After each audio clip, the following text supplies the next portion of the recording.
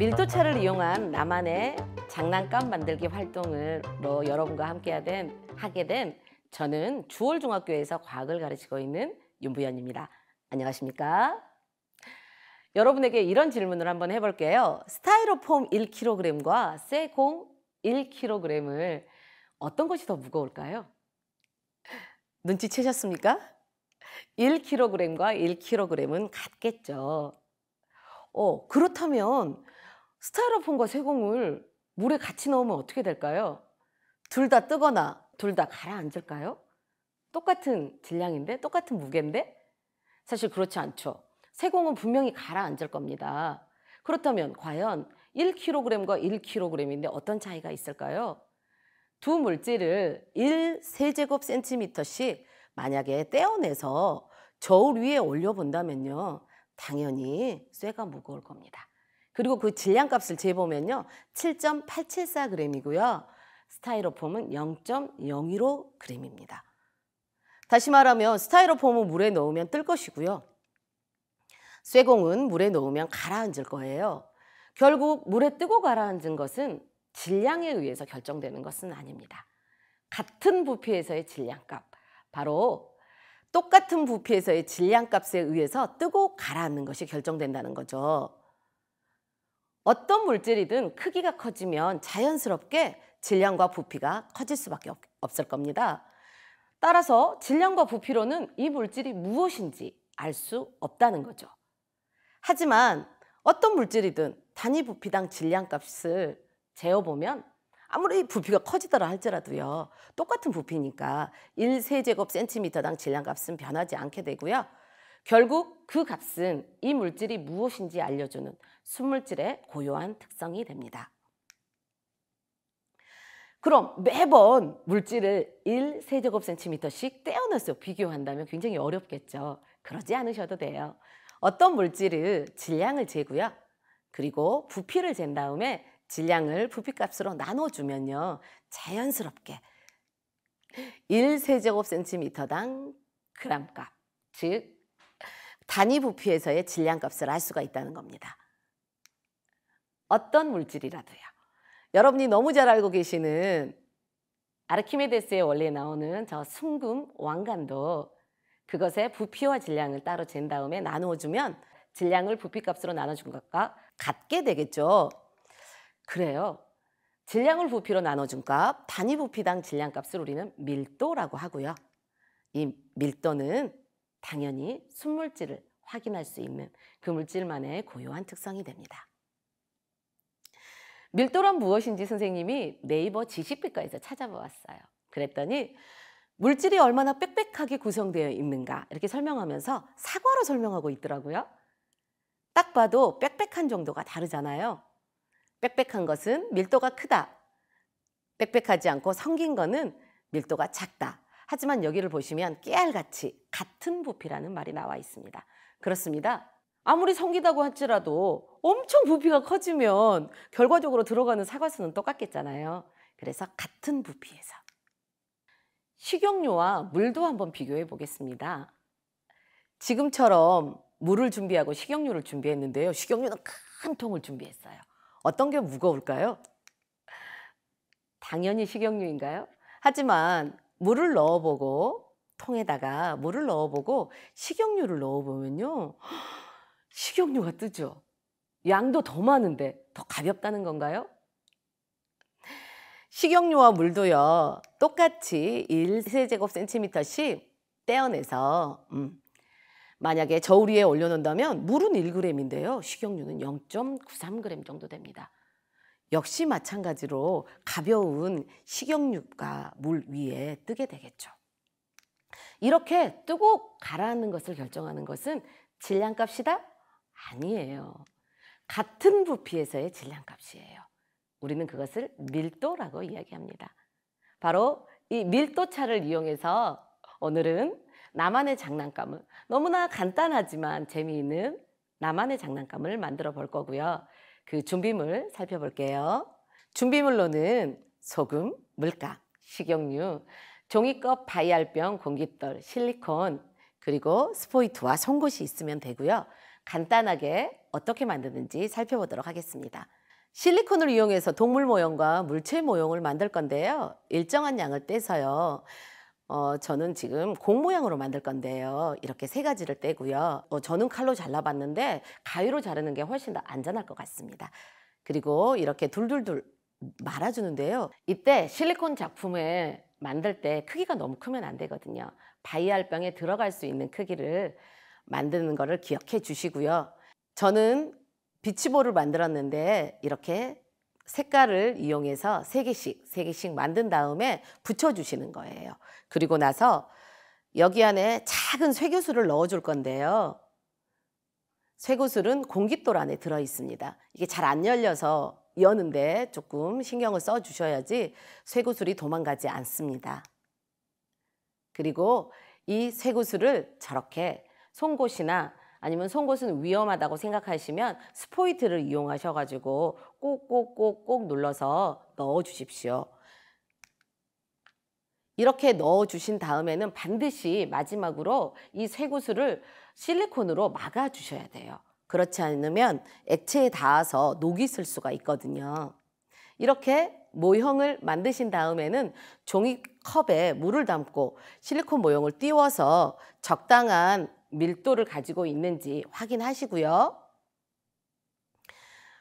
안전하게 혹시 뜨더라도 가라앉는 경우는 당연하지만 뜨더라도 소금을 넣어서 밀도를 높여주시고 그리고 물감을 넣어주시면 됩니다.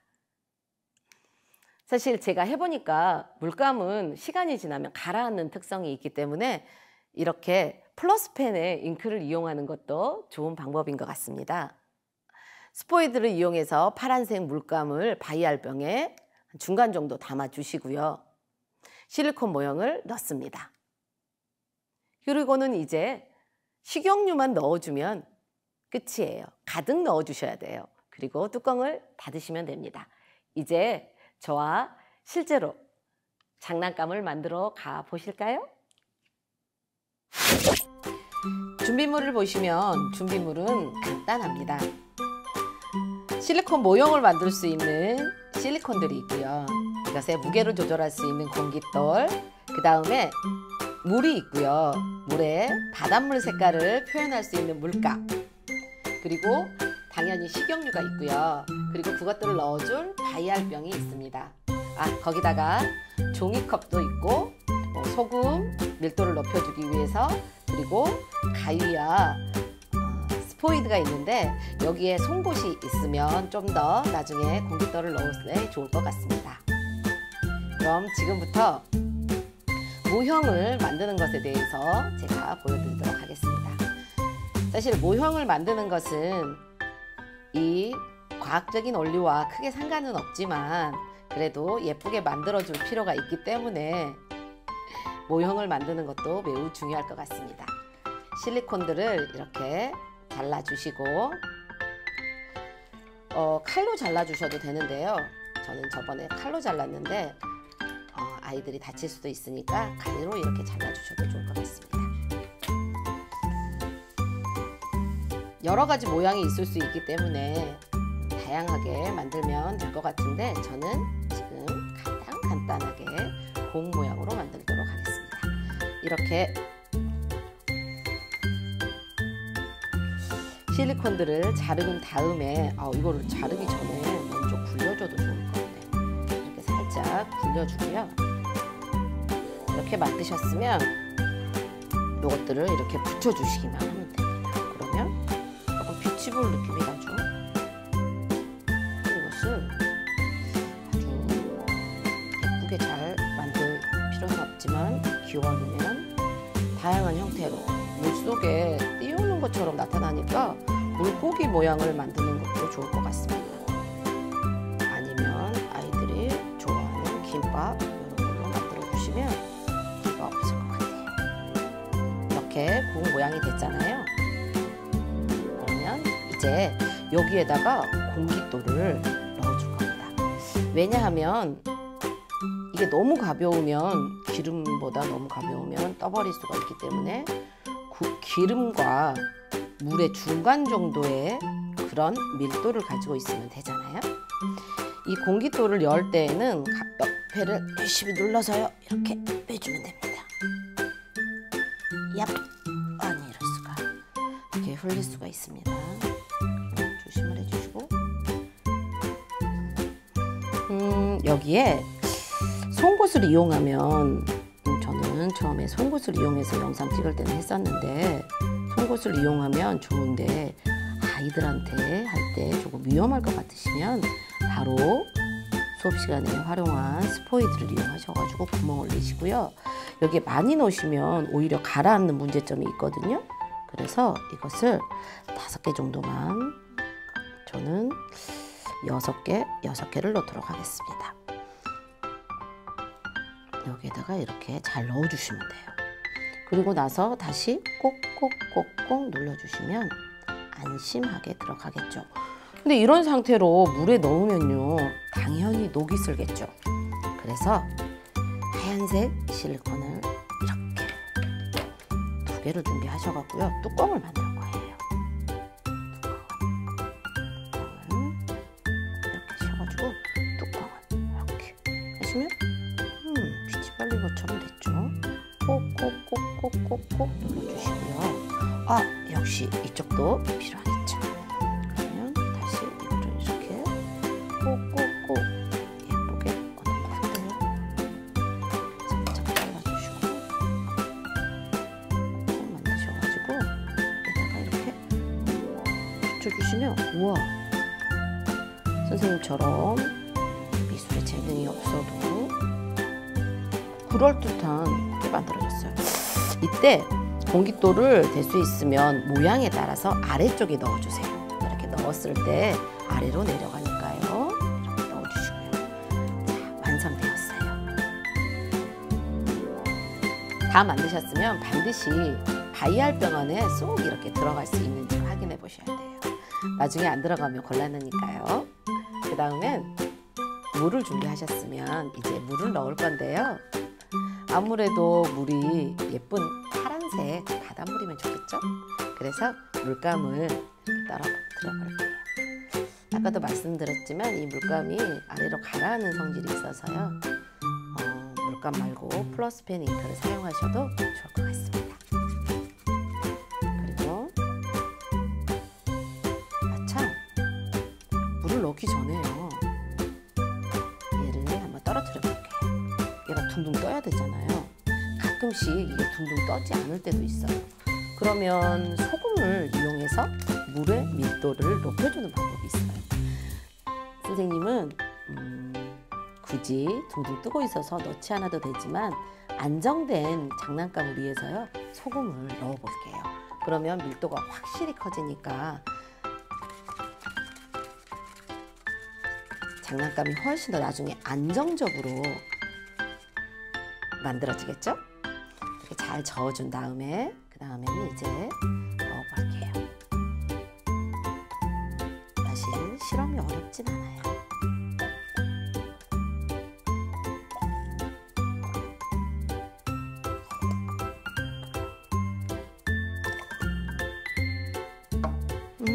중간 정도 들어갔나요?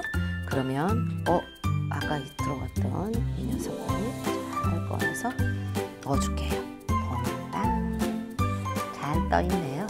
그리고 거기에다가는 이제 식용유 넣어줍니다.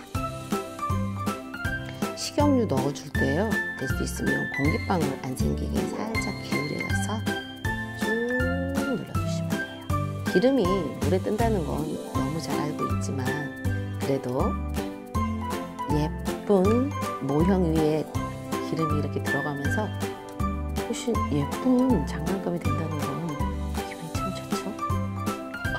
가득. 좋아요. 이렇게 닫아주세요. 자, 그러면 이제 나만의 장난감이 완성! 재미있게 만들어 보셨나요? 그렇다면 아마도 만들자마자 이런 식으로 옆으로도 만들어 보고 굴려도 보고 뒤집어도 보셨을 겁니다. 어떻게 해도 밀도 차이에 의해서 장난감이 물과 식용유 중간에 자리 잡는 것을 보셨을 겁니다. 사실 중학교 교과서에요, 밀도에 관한 것들이 여러 번 나오잖아요. 1학년 책에 대륙판과 해양판이 만날 때 해양판의 밀도가 크기 때문에 해양판이 대륙판 밑으로 섭입되어 들어간다, 이런 내용 나와요. 여기서도 밀도에 관한 이야기인데요. 사실 고체로서 실험하기는 어렵기 때문에 액체로 이렇게 실험할 수가 있어요. 맹물에 맹물과 소금물을 밀도탑을 쌓아보는 거죠. 근데 확인하기 위해서 색소를 넣어보고요. 보통은 무거운 것을 아래쪽에 넣었잖아요. 방금 우리가 활동했던 것처럼. 그런데 이렇게 가벼운 물을 아래쪽에 두고 무거운 소금물을 색소를 넣은 다음에 나중에 넣는 방법도 있어요. 아주 깊게 넣어서, 방금 영상이 지나갔지만 아주 깊게 넣어주면 밀도탑이 만들어지고요. 그리고 나서 밀도탑을 이렇게 마음껏 돌려주어도 섞이지 않은 상황에서는 밀도탑이 여전히 유지되죠. 간단한 활동이지만 가벼운 것이 먼저 들어가고 무거운 것이 나중에 들어가더라도 아래쪽에 넣어주면 확실하게 밀도탑이 완성된다는 것을 확인해 볼 수 있는 활동입니다. 3학년 교과서에서는 대륙권이 나옵니다. 대륙권에서도 항상 강조하는 게 밀도가 작은 따뜻한 공기가 위로 올라가고 밀도가 큰 차가운 공기는 아래로 내려오는, 그래서 대류라는 순환이 일어나는 층이 대륙권이잖아요. 그리고 성층권에서는 절대 대류가 일어나지 않고 안정된 층이다라는 내용이 나오는데요.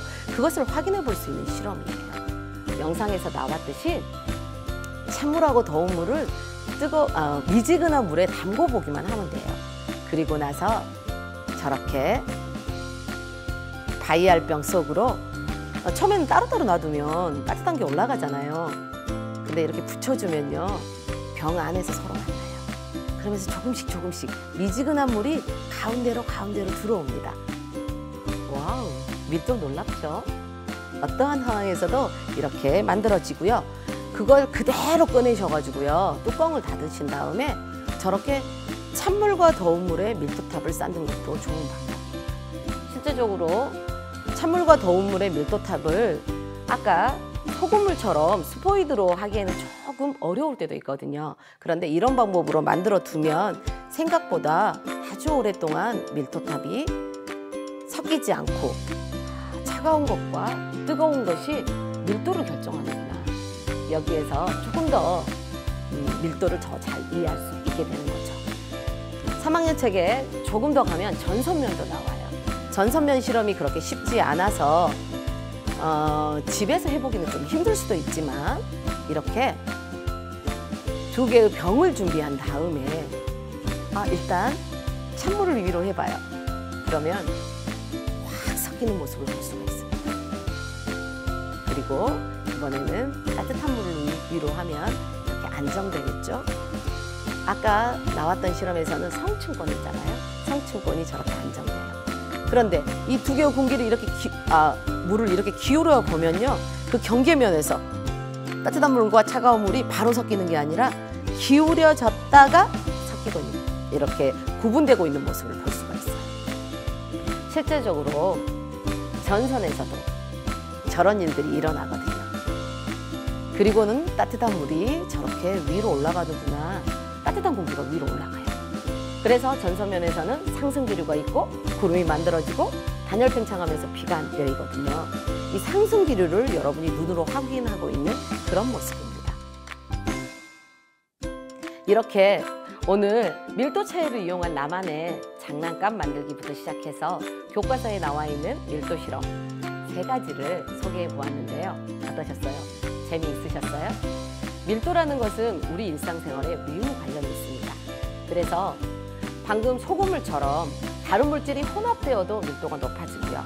똑같은 물이나 공기에서도 그것들이 얼마만큼 온도를 가지고 있는지, 활발한지, 그래서 같은 부피 안에 입자가 몇 개가 들어갈 수 있는지에 따라서 결정이 되는 겁니다. 너무나 일상생활과 관련이 많은 밀도에 대해서 여러분들이 재미있게 알게 되셨으면 저도 참 좋을 것 같습니다. 이상으로 마치겠습니다.